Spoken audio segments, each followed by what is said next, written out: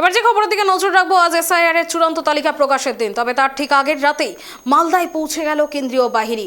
এ বিষয়ে একেবারে বিস্তারিত জানবো। আমার সঙ্গে টেলিফোন লাইনে যুক্ত হয়েছে আমাদের প্রতিনিধি রুহুল। যেমনটা জানা যাচ্ছে, এসআইআর এর তালিকা প্রকাশের দিন আজ, আর তার ঠিক আগেই কিন্তু রাতে মালদায় পৌঁছে গিয়েছে কেন্দ্রীয় বাহিনী। ঠিক কত কোম্পানি কেন্দ্রীয় বাহিনী পৌঁছেছে, কি জানা যাচ্ছে, কি তথ্য রয়েছে?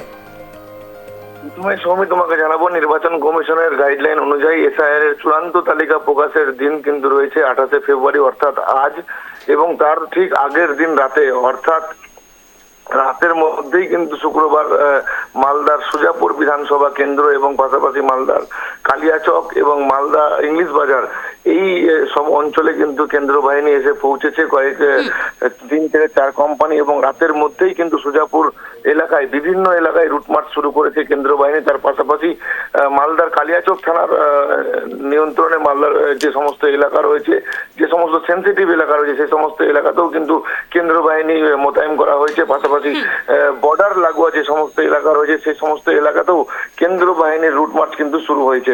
সৌমি, ধন্যবাদ রুহুল আমাদের সঙ্গে থাকার জন্য। একেবারে যে খবরের দিকে নজর রয়েছে, আজ এসআইআর চূড়ান্ত তালিকা প্রকাশের দিন, তবে তার ঠিক আগের রাতে মালদায় পৌঁছে গেল কেন্দ্রীয় বাহিনী। শুক্রবার গভীর রাতে সুজাপুর বিধানসভা এলাকায় পৌঁছানোর পর নির্বাচন কমিশনের নির্দেশ অনুযায়ী শুরু হয়েছে রুট মার্চ। অন্যদিকে শনিবার সকাল থেকে সীমান্তবর্তী স্বরূপনগরের বিভিন্ন এলাকায় কেন্দ্রীয় বাহিনীর রুট মার্চ শুরু হয়েছে। সঙ্গে রয়েছে স্বরূপনগর থানার পুলিশ।